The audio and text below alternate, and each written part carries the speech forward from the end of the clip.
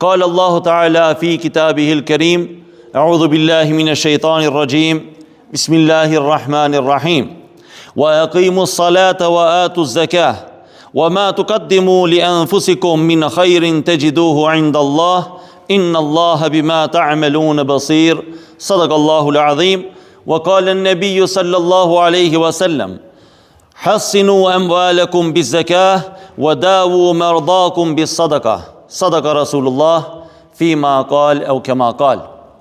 Falënderimi takon Allahu xhalla shanuhu, krijuesit të gjithësisë, paqja dhe mëshira e tij qofshin mbi të dërguarin e tij Muhammed Mustafa sallallahu alaihi wasallam, mbi familjen e tij të pastër, mbi shokët e tij dhe mbi gjithë ata të cilët ndjekin rrugën e tij deri në ditën e fundit. Falenderojmë Allahun e madhëruar i cili na ka dalluar nga krijesat e tjera duke na dhuruar mendjen dhe logjikën. Falenderojmë Allahun e madhëruar i cili na ka dalluar nga njerëzit e tjerë duke na dhuruar Islamin. Falenderojmë Allahun e madhëruar i cili na ka dalluar prej atyre të cilët i thon vetes jam musliman me gojë, por jeta e tyre s'ka të bëjë me Islamin, duke na bërë nga ata të cilët atë që besojnë me zemër, e deklarojnë me gojë dhe lusim atë të na bëjnë prej atyre të cilët e derdhin me vepra. Falenderojmë krijuesin e gjithësisë i cili na vendosi emrin sot në listën e atyre të cilët do të vënë ballin në sejdë në këtë ditë xuma. Në këtë ditë të cilën e ka veçuar posaçërisht për besimtarët, ku thot në Kur'anin famlar, Bismillahirrahmanirrahim. Ya ayyuhalladhina amanu idha nudiya lis-salati min yawmil jum'a fas'au ila dhikrillah. O ju të cilët keni besuar, o ju të cilët jeni të bindur se nuk ka Zot tjetër përveç atij që ju ka krijuar juve, dhe se nuk meriton të adhurohet askush tjetër përveç atij. O ju të cilët jeni të bindur se nuk ju fal askush tjetër mëkatet tuaja përveç atij. O ju të cilët jeni të bindur se çdo gjë që veproni do të jetë në shënim, do të jetë në ditën e gjykimit për llogari, qoftë ajo edhe sa kokra e grurit. O ju të cilët i besoni se rrezikun tuaj që ka caktuar Zoti i gjithësisë nuk ju aprek dot askush, e ju nuk mund ta prekni rrezikun e askujt tjetër.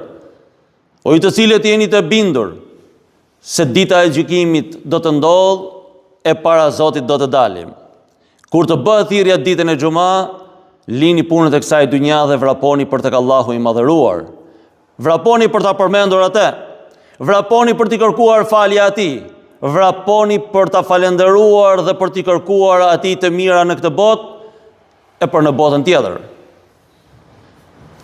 Pikrisht dhuntia e Allahut të madhëruar në këtë ditë është shumë e madhe, por kur kjo bashkohet me Ramazanin, është edhe më e madhe. Vëllezër të nderuar dhe motra shumë të nderuara, Allahu i madhëruar Islamin e ka dërguar tek ne si një formë jete, mënyrë jetese, jo vetëm thjesht adhurim në xhami, agjerim, pra nuk është Islami një fe vertikale, por është edhe horizontale. Nëse kemi marrëdhënie me Zotin e gjithësisë, kemi marrëdhënie edhe me njerëzit. Nëse kemi detyrime ndaj Zotit të gjithësisë, kemi detyrime edhe ndaj njerëzve. Njeriu është krijesa më e bukur që ka krijuar Allahu i madhëruar, dhe këtë krijesë ka krijuar në klasa të ndryshme. Jo tek ai, por në syrin e njerëzve. Dikë ka krijuar dhe e ka lënë të varfër, dikë e ka krijuar dhe i ka dhënë pasuri, dikë ka krijuar dhe i ka dhënë zgjuarsi, dikë ka krijuar dhe e ka lënë të mangët nga ana mendore. Pra njerëzit janë të ndarë në grupe të ndryshme. Islami është ai i cili vë një barazpeshim dhe i barazvlerëson në mënyra të ndryshme të gjitha njerëz. Ata të cilët Zoti u ka dhënë pasuri e barazvlerësojnë dhe e çojnë atë që i ka urdhëruar Allahu tek i varfri. Ati që i ka dhënë dituri e ka për detyrë që atë ta ndajë me ata të cilët nuk e kanë në mënyrë që edhe ata të përfitojnë. Ata që kanë mundësi fizike, Allahu u ka dhënë obligime që të ndihmojnë ata të cilët nuk kanë mundësi fizike. Pra Allahu i madhëruar, nëse dikujt i ka dhënë diçka, Tjetrit ja ka lënë mangët në mënyrë që këta të dy të plotësojnë njëri tjetrin, në mënyrë që t'ja ndjejnë nevojën njëri tjetrit. Nëse do të ishim të gjithë njësoj, nëse do të ishim të gjithë të ditur me të njëjtin kapacitet, nëse do të ishim të gjithë me të njëjtën pasuri, me të njëjtin fizik, a do t'ja ndjenim nevojën njëri tjetrit? Në asnjë mënyrë. Sa ja ndjejmë nevojën shëmbulltyrës tonë në pasqyrë, aq do t'ja ndjenim nevojën edhe njëri tjetrit. Njeriu mund të jetojë edhe pa pasqyrë, e nëse do të ishim të gjithë njësoj, atëherë mund të jetonim edhe pa njëri tjetrin. Por Allahu nuk i ka krijuar në këtë mënyrë, i ka krijuar të ndryshëm njerëzit në mënyrë që atë që nuk e ka vetë e gjen tek shoku, e gjen tek familja, e gjen tek të afërmit dhe plotëson veten e tij. Allahu i madhëruar në Kur'anin famlar thot: "Wa aqimus salata", dhe falni namazin. Namazi është shtylla kryesore. Pra pas shahadetit, pasi dëshmojmë se nuk ka zot tjetër përveç Allahut të madhëruar dhe se Muhammed Mustafa sallallahu alaihi wasallam është rob dhe i dërguar i tij, vëllezër të nderuar dhe motra shumë të nderuara, është shumë e rëndësishme që kur t'ju tregojmë të tjerëve dëshminë e Islamit, t'ju sqarojmë shumë mirë se pse në këtë dëshmi është fjala rob. Njeri. Më ka rastisur para disa ditëve me një qytetar që kërkoi të takoheshim dhe u takuam. Në bisedë sipër i tregova shahadetin dhe i theksova fjalën rob. Pse tha, nuk është i biri i Zotit? Vëllezër të nderuar, një njeri shumë dashamirës, një njeri i cili kishte dëshirë të mësonte për Islamin, por vetëm thjesht kishte dëgjuar nga larg apo nga rrjetet sociale. Në një moshë të rritur, por e kishte konceptuar sikur pejgamberët nuk janë njerëz si ne. E kishte konceptuar në ideologjinë e katolicizmit, të krishtërimit, që këta pejgamber janë bijtë e Zotit, të cilët i ka zbritur nga qielli dhe njerëzve u tregojnë se si të jetojnë fenë e të bijve të Zotit sipas mentalitetit. Prandaj është shumë e rëndësishme që t'ju tregojmë njerëzve se pejgamberi alayhi salatu wassalam, thot Allahu i madhëruar në Kur'an: "Laqad ja'akum rasulun min anfusikum", dhe ne tashmë ju dërguam juve një pejgamber nga mesi juaj, një njeri si ju. Prandaj dhe kjo fe është e jetueshme në çdo aspekt të saj, s'është mënyrë jetese. E ka jetuar një njeri si ne.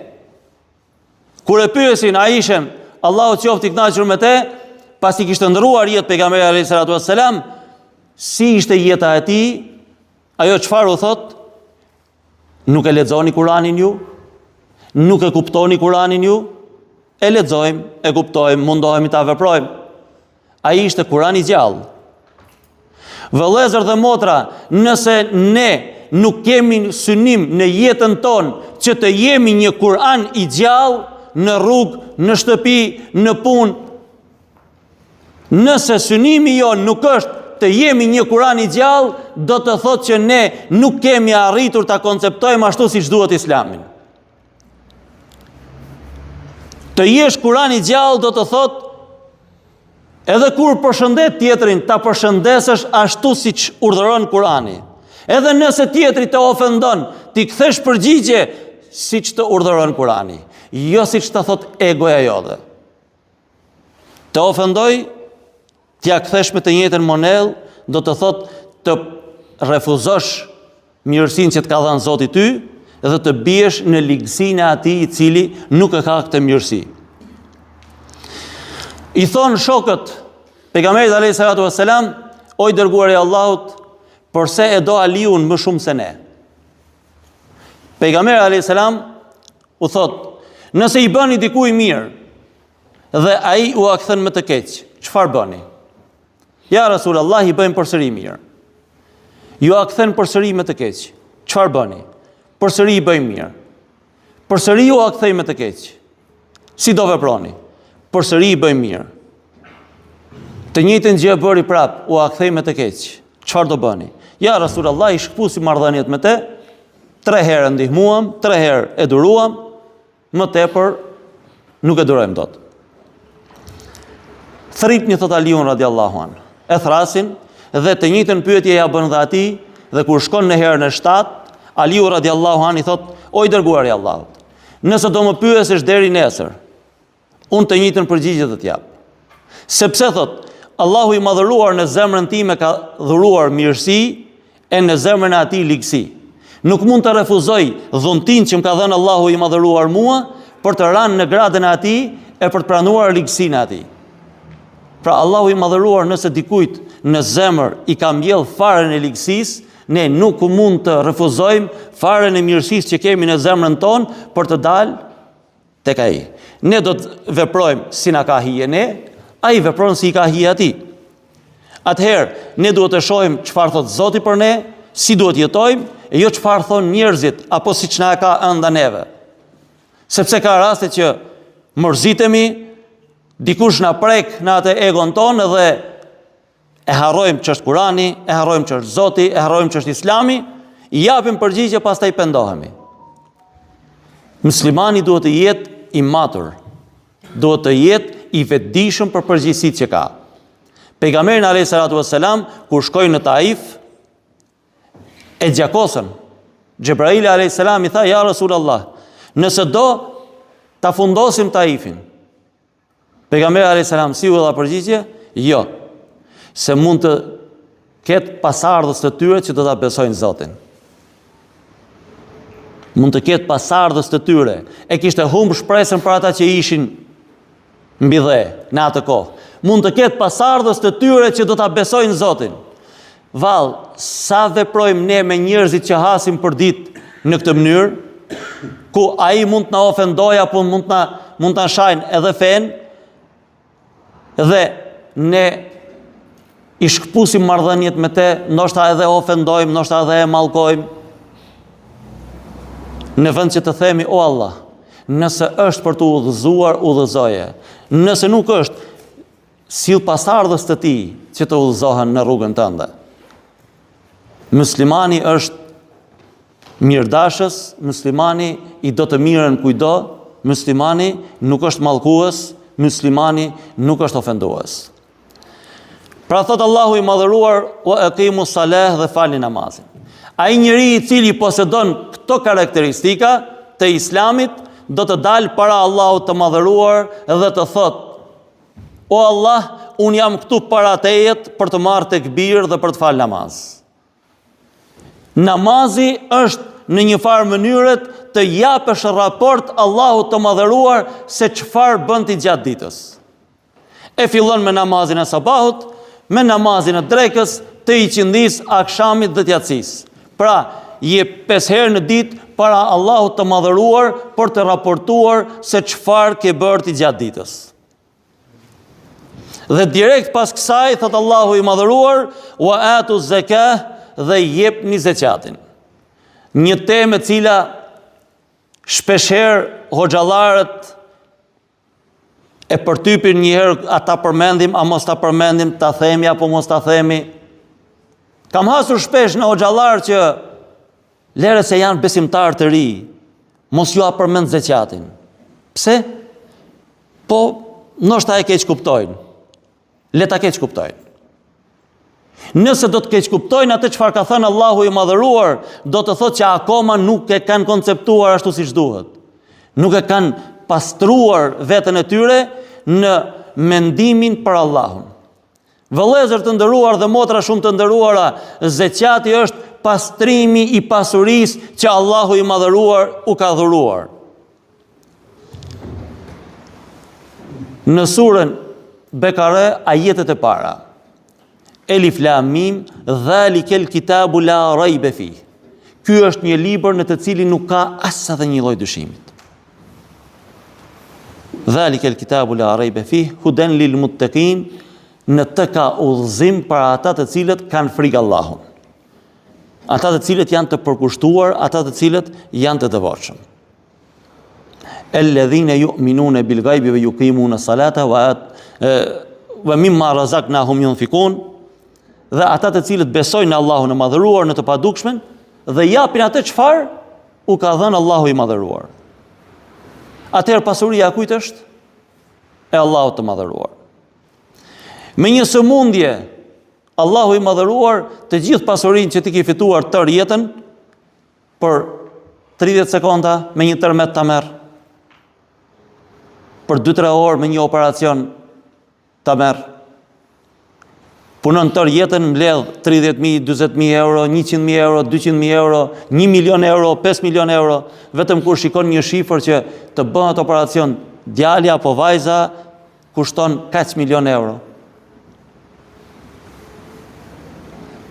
Kur një operacion kushtoka me miliona euro për një organ të trupit tonin, për të pastruar një tumor apo për të pastruar diçka tjetër, mendoni se sa kushton ky trupi jon që na ka dhuruar Allahu falas? Pak të na prishet frymarrja, marrim me 10 ilaçe për të rregulluar frymarrjen. Thjesht vetëm se na është prishur. Jo na është ndërprerë frymarrja, po na është prishur pak. Kemi një gërvishtje në fyt dhe me vrap marrim ilaçe se nuk e durojmë dot. Po ai që është i detyruar të jetoj tër jetën me atë maskën e oksigjenit, të mendoj pak çfarë pasurie kemi ne kur shijojmë një kafe, një ushqim apo një diçka tjetër. Thjesht e shijojmë.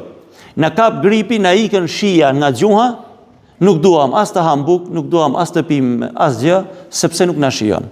Të mendojmë pak ata njerëz të cilët nuk kanë shijuar qoftë edhe një kafe të tyre në tërë jetën.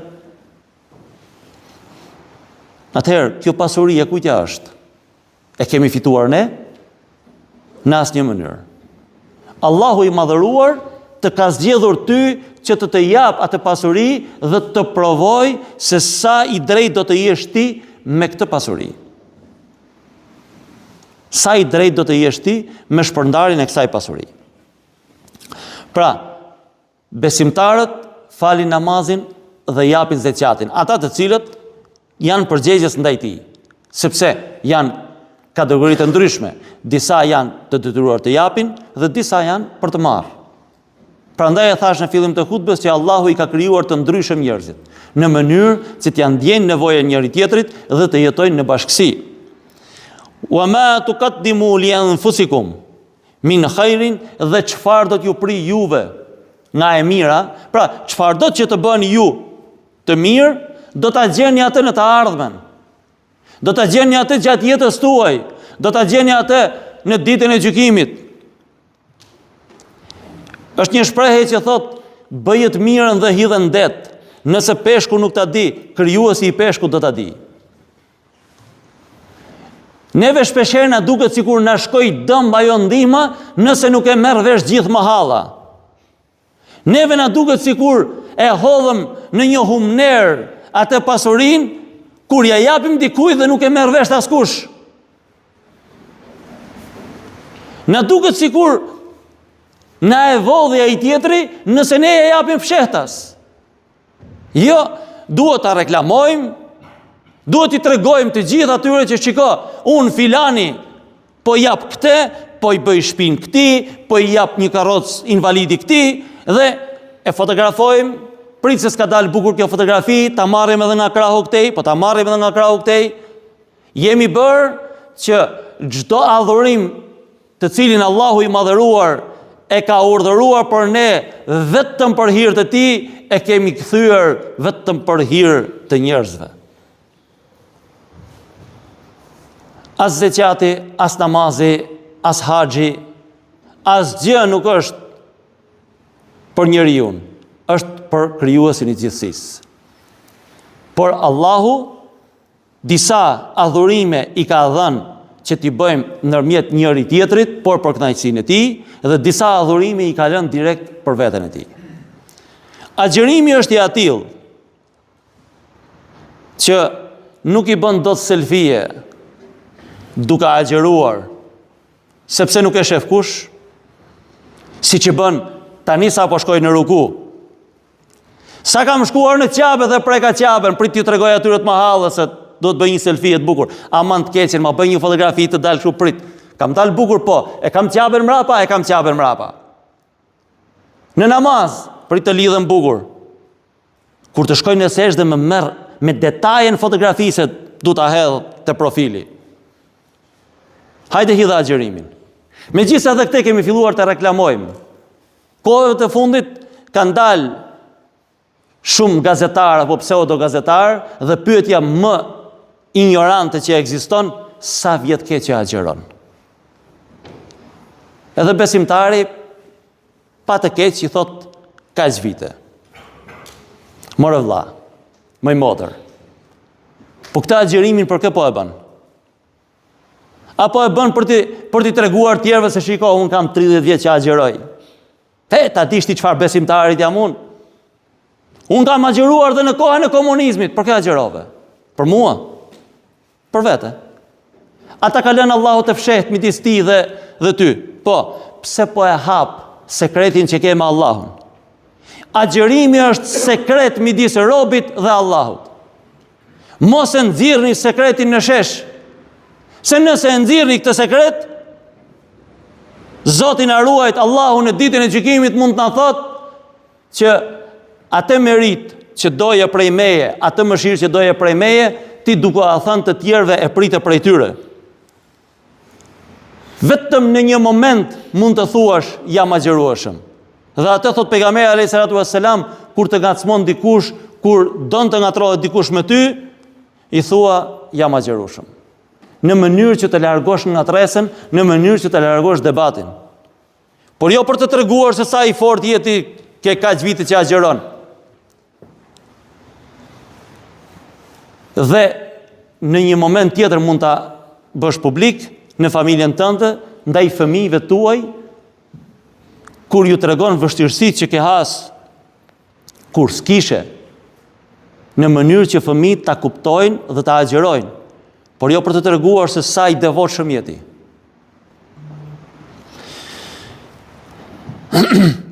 Inna Allaha bima ta'maluna basir, dhe Allahu shikon çdo gjë që ju veproni, thot. Pejgamberi alayhis salatu wassalam thot, hasinu amwalakum, zbukuroni pasuritë tuaja. Zbukuroni mallin që keni. Pra të gjithë pasurinë që keni. Me çfarë? Bis zakati, me zeqat. Pastrojeni pasurinë tuaj.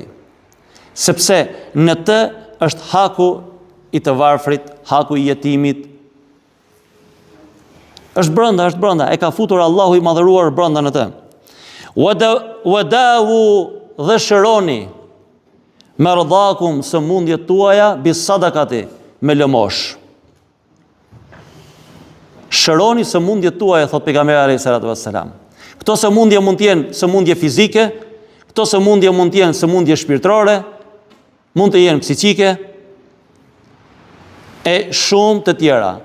Shëroni këto, thot, me lëmosh. Vëllezër të nderuar dhe motra të nderuara, për çdo gjë tek Allahu i madhëruar ka një mirënjohje, ka një falënderim. Duhet të dim të falenderojmë Allahun e madhëruar për çdo gjë që na ka dhënë në çdo aspekt. Mirënjohja e dijes është ta ndash atë me të tjerët dhe zeqati i saj është 100%. Pra në dije nuk ka një gjë të tillë.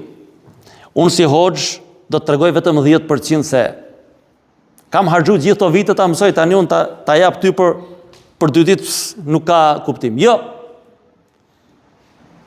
Dija e ka zeqatin 100%.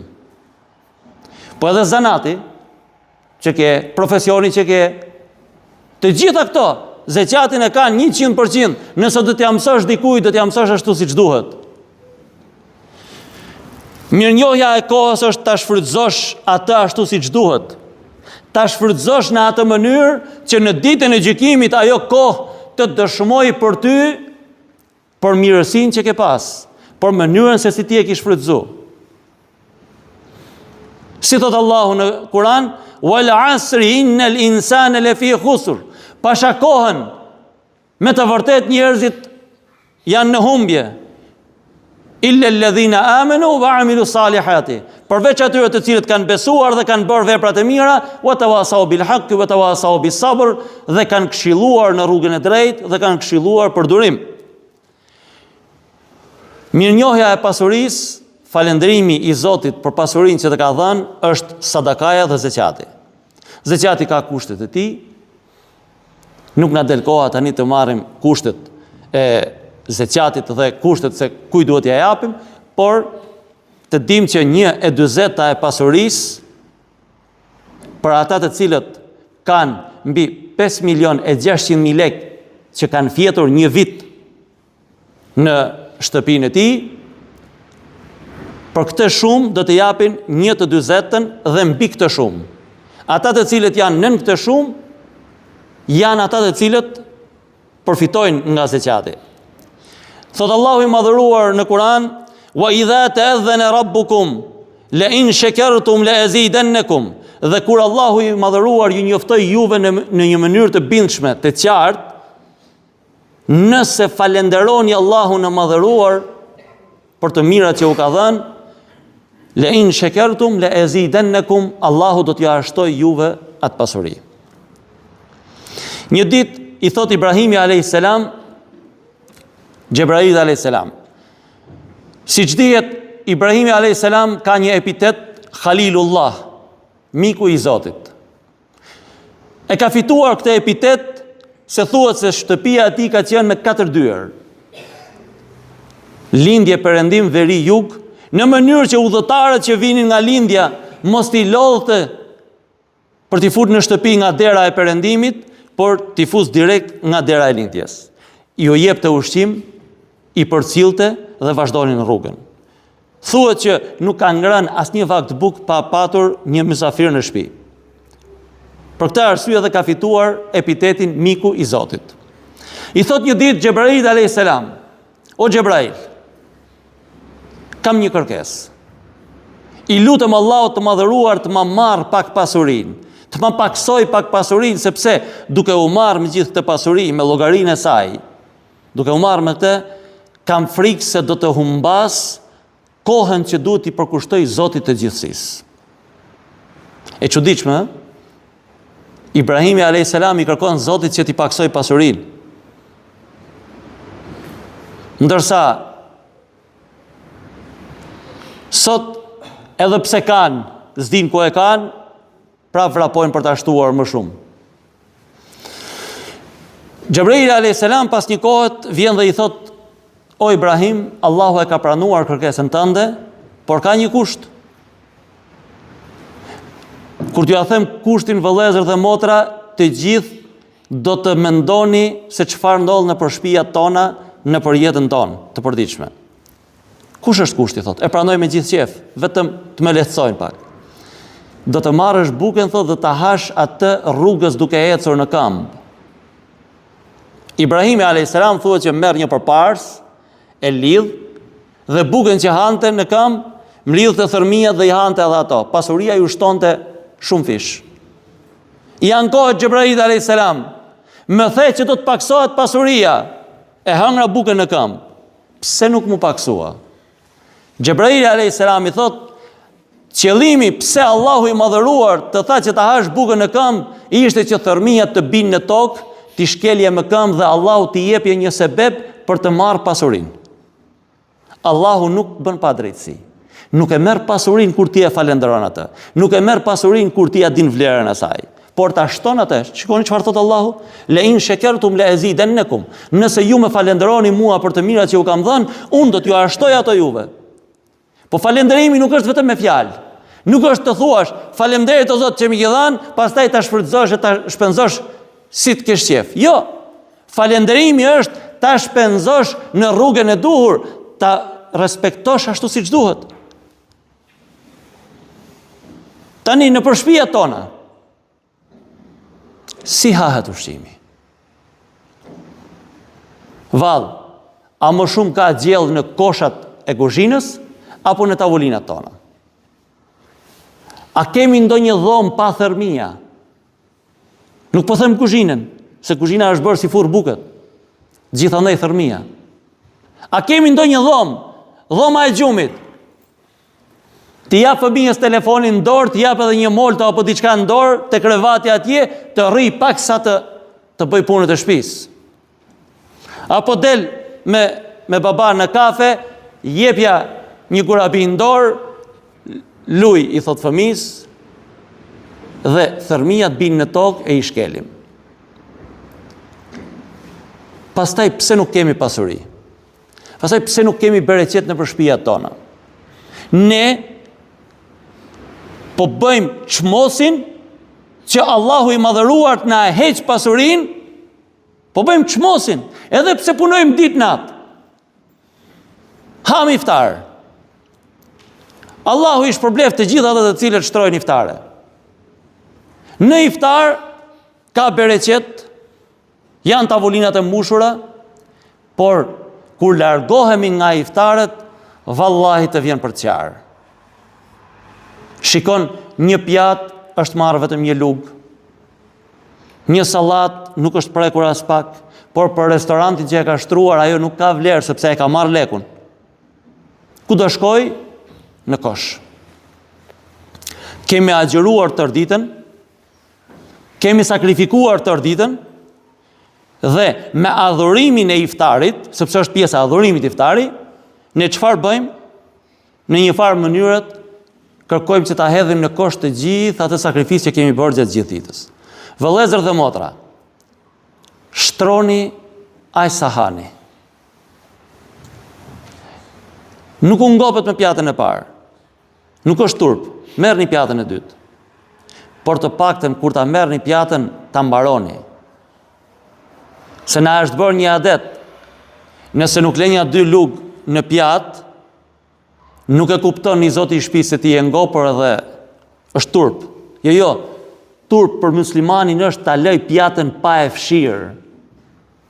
Është suneti pejgamberit alayhis salatu wassalam, ta fshish me kafshatën e bukës pjatën, të mblidhësh tërmijat që të kanë rënë në tavolinë. Turp është për ata të cilët jetojnë për sy e faqe për njëri tjetrin. Turp është për ata të cilët në qendrën, në zemrën e tyre nuk kanë kënaqësinë e Zotit, por kanë çfarë thot mileti. Nëse ne jemi besimtarë të Zotit, atëherë, vëllezër dhe motra, mos shtroni iftare me pijet e dhunuesve të fëmijëve në Gaza. Drejtje e martë, hisni ato Coca-Cola nga tavolinat tuaja. Drejtje e martë, hisni ato pije nga tavolinat tuaja. Nuk do të vdisni nëse nuk pini një birë pa alkool në iftar. Nuk do të vdisni.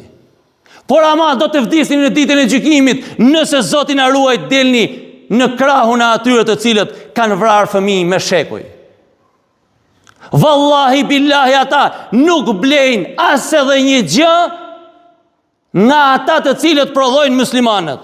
Wallahi nuk blejnë. Jeta jonë është mush me prodhimet e dhunuesit. Nuk jetojmë dot në higjen, të gjitha janë të ti. A ka të që s'janë? Ka, por ajo nuk është mark. Blej, i them, familjes time, nuk po shkoj të familjet tuaja. Mos e merr këtë mark, merr këtë tjetrën.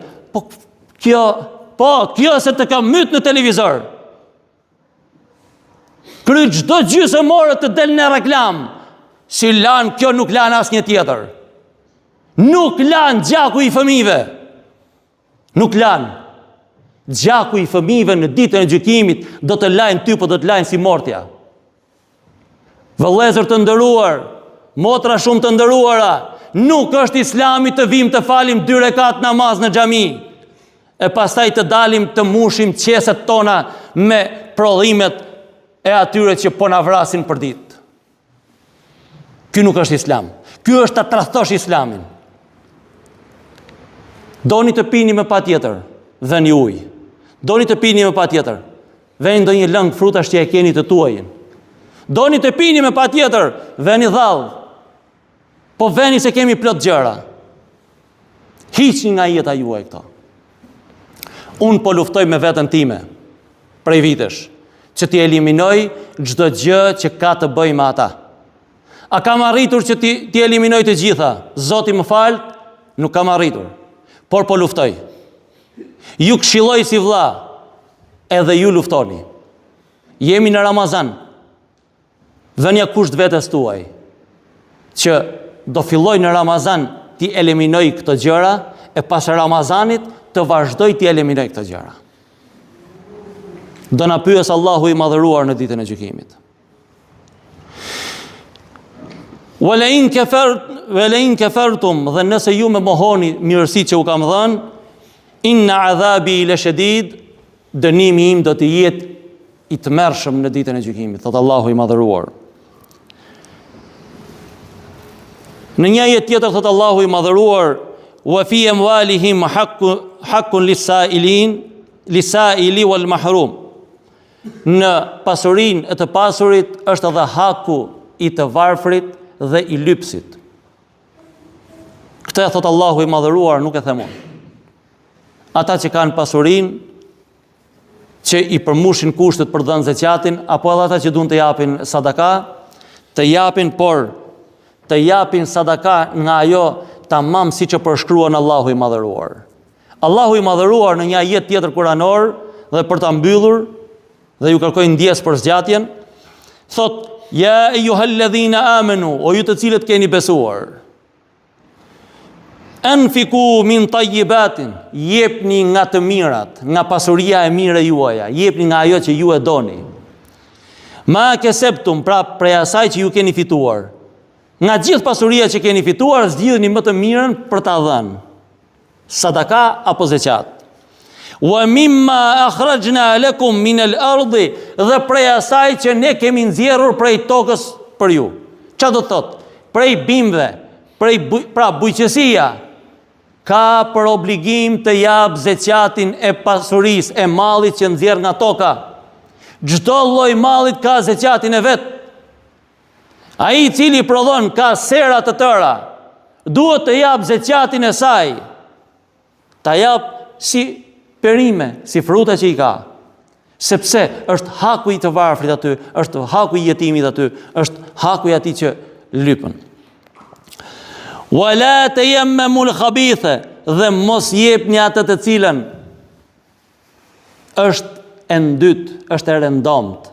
Pra, mos jepni atë që unë këtë se përdor më, për mos me hedhën kosh po ja jap dikuj.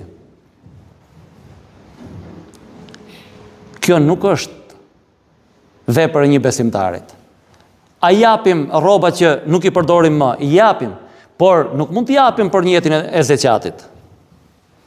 Nuk mund t'i japim, sepse tashmë ti nuk po e përdor më. Ti po e lën, e ke lënë për ta hedhur në kosh. Prandaj thot Allahu, jepni nga e mira. Minhu tunfikune, pra dhe kur të jepni, walestum bi akhidhihi illa an tughmidhu fihi wa'lamu anna Allaha ghaniyun hamid, dhe thot, dhe mos jepni, pra mos e nxitoni ta jepni atë më të pavlefshme që s'ka kurfar vlerë, nga ajo që ju nuk do t'i pranoni nëse dikush ju a jep juve.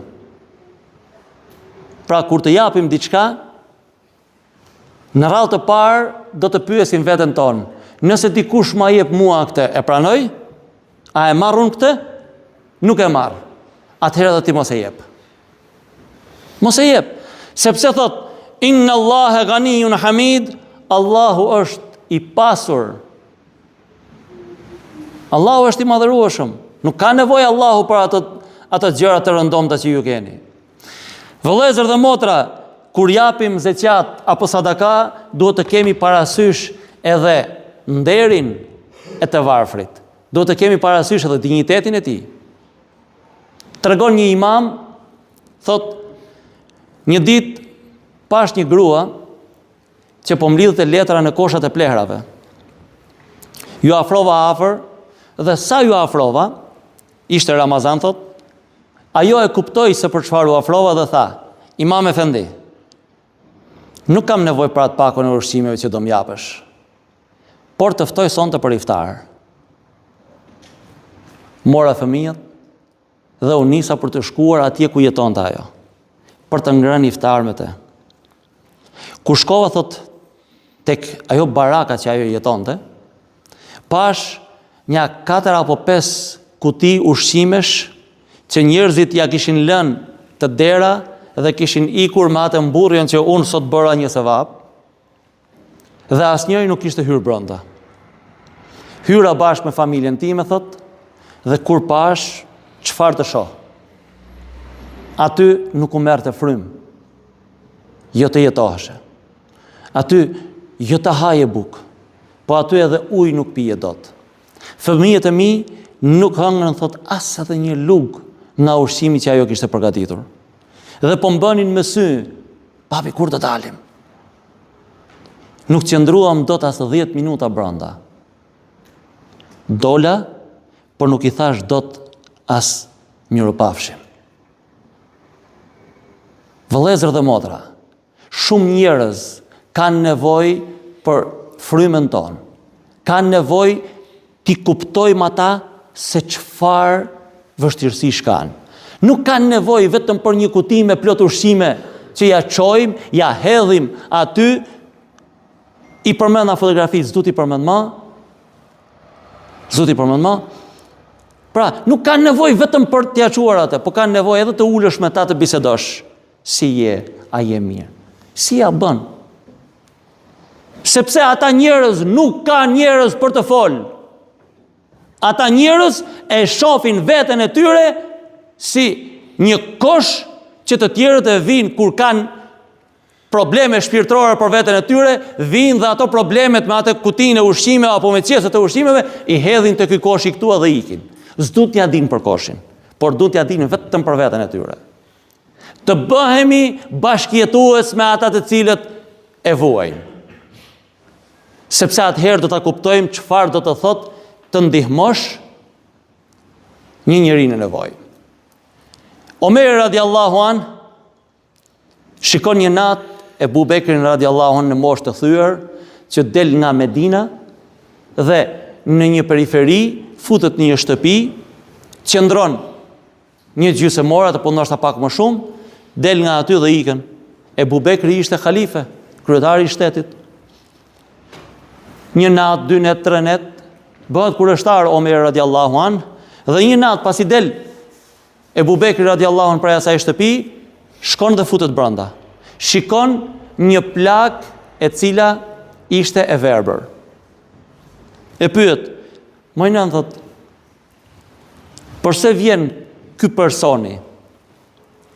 I thot, nuk e njoh kush është dhe nuk e di, thot, përse vjen, por më shërben, se unë nuk lëviz dot, thot, dhe ikën, nuk flet asnjë fjalë.